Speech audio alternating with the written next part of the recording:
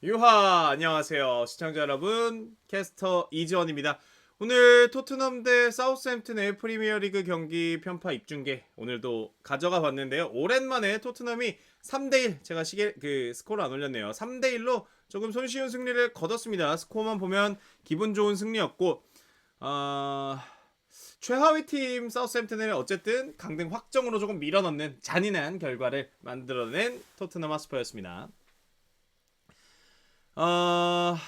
우선 스코어만 얘기하면 기분 좋은 승리는 맞아요. 전반전에 일단 브래넌 존슨의 멀티골이 나오면서 심지어 베리발의 골 취소까지 포함하면은 공격 작업이 상대의 헐거운 수비를 잘 이용하면서 수월하게 이루어졌습니다. 그러면서 멀티 득점을 기록하면서 기분 좋게 후반전으로 넘어왔는데, 후반전에는 박찬하 위원님의 말을 빌리자면 경기 통제력이 정말 많이 떨어지는 모습을 보여줬습니다.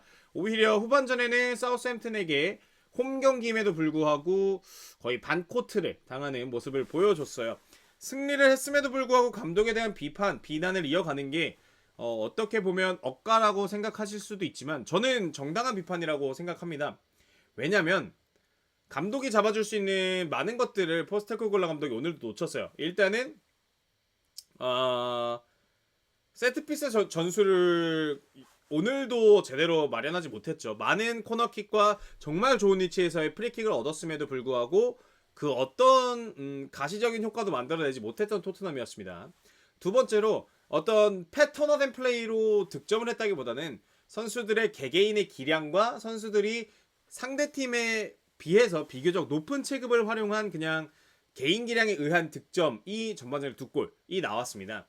어떤 세부 전술로 상대의 어떤 수비 허점을 파괴한다기보다는 브래넌 존슨, 뒤쪽에서 날아오는 롱패스, 브래넌 존슨의 어떤 침투 능력, 그리고 슈팅 임팩트, 이런 것들로 득점을 만들었기 때문에 그런 부분에 대해서는 포스테코글루 감독에게 아쉬움을 느낄 수밖에 없는 경기였습니다.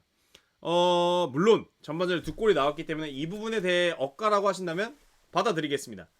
하지만 후반전 하프타임이 존재하는 이유는 그 하프타임을 통해서 합당하게 경기 분위기를 바꾸라는 뜻이 되겠죠. 이기던 팀은 전반전에 보여줬던 잘 풀리지 않았던 모습을 감독이 어떤 조정을 통해서 후반전에 더 완벽한 경기력을 보여야 하고, 심지어 그게 더 체급이 높은 팀, 우리가 지금 언더독의 반란을 일으키고 있는 게 아니라 사우스햄튼이라는 어떤 프리미어리그 역사상 최악의 흐름을 보이고 있는 팀을 상대로 했다면 더 압도적인 경기력을 펼칠 수 있게 세부 전술을 잡아주는 게 감독의 역할이었다고 생각합니다. 반대로 사우스햄튼 입장에서는 약팀 입장에서 그리고 강등을 피하기 위해서 경기에 임하고 있는 만큼 2대0으로 밀리고 있는 상황에서 하프타임에 돌입한 그 상황에서 어마어마한 동기부여를 주입하고 나왔다는 게 후반전에 느껴졌어요. 결과는 사우스햄튼이 만들어내지 못했지만, 그런 걸 봤을 때도 포스테코글루 감독이 라커룸에서의 영향력이 얼마나 많이 떨어졌는지를 볼 수 있는 대목이라고 생각합니다.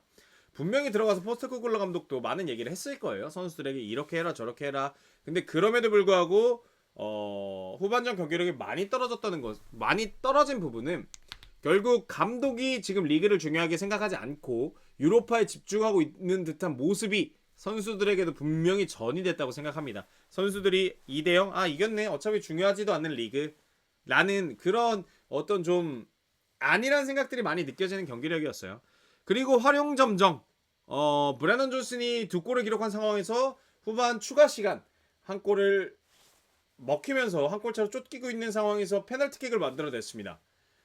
저는 당연히 브래넌 존슨의 해트트릭이 걸려있고 본인이 직접 만들어낸 페널티킥이었고, 심지어 브래넌 존슨이 직접 욕심도 드러냈습니다.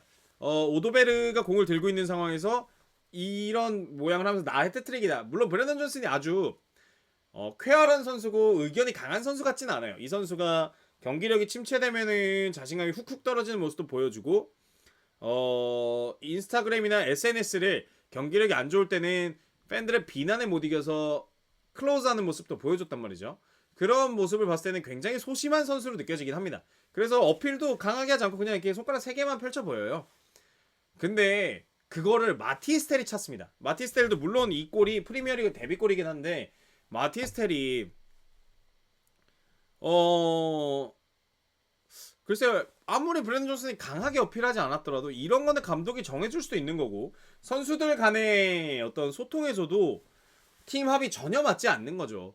마티스텔이 데뷔골을 위해서 했으면은, 만약에 골 넣었어, 그러면 브랜든 존슨한테 뛰어가서 고마움을 표시해야죠.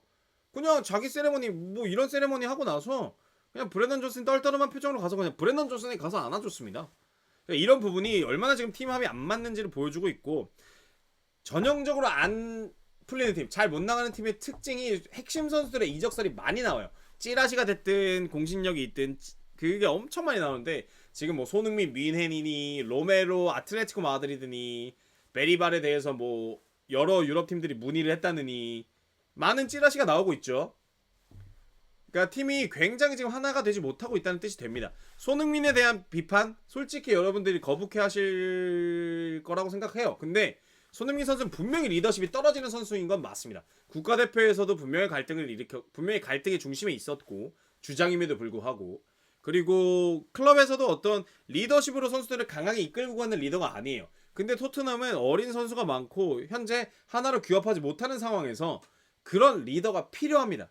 그러니까 이적설이 문제가 아니라 손흥민 선수 개인적으로도 행복 축구를 위해서, 그리고 토트넘을 위해서 어떤 이제는 정말 아름다운 이별을 할 상황이라고 생각하고, 국내 언론이 집어주듯이 손흥민에 대해서 홀대하는 게 아닙니다. 그냥 그 정도 나이대 선수와 이 정도 클럽의 상황에서는 결별이 보통 그냥 정배의 흐름이에요. 그냥 손흥민도 이제 더 행복 축구할 수 있고 우승을 그나마 바라볼 수 있는, 혹은 죽음을 많이 땡길 수 있는 팀으로 가는 게 맞는 거고, 토트넘도 이제 많이 바닥을 쳤으니 리빌딩을 위해서 베테랑 선수들, 고주급자들을 정리하는 시점에 온 거예요. 그냥 그런 시점인 거지, 너무 토트넘을 그런 바보 같은 클럽으로 생각하고 바보 같은 클럽으로 매도하는 언론은 이제 그만 나왔으면 좋겠습니다.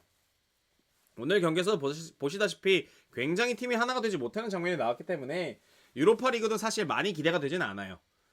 프랑크푸르트라는 어떤 껄끄러운 상대를 만났기 때문에 팀이 하나가 되는 게 더 중요할 텐데 그러지 못했다는 게 굉장히 아쉽고, 깔끔한 승리를 거두지 못했다는 게 굉장히 아쉽고, 포스테코글루 감독이 어떤 전술적 한계성, 그리고 선수단 장악에서의 한계성을 드러냈다는 게 굉장히 아쉬운 오늘 경기였습니다. 그럼에도 불구하고 일단 이긴 병신이 낫다고 3대1로 기분 좋은 승리를 거두면서 순위를 그래도 3계단 끌어올려서 13위 올라간 건 그래도 만족스러운 결과라고 할 수 있겠습니다. 이제 남은 시즌 그래도 토트넘이 조금 더 토트넘스러운 축구, 조금 더 멋진 축구 하면서 좋은 결과 냈으면 좋겠습니다. 오늘 생방송 찾아와 주신 여러분, 그리고 유튜브를 통해서 이렇게 제 후토크 끝까지 봐주신 분들 너무너무 감사하고요. 저는 또 주중에 있을 토트넘 대 프랑크푸르트의 유로파 경기로 이제 찾아오도록 하겠습니다. 시청해주셔서 고맙습니다. 유바!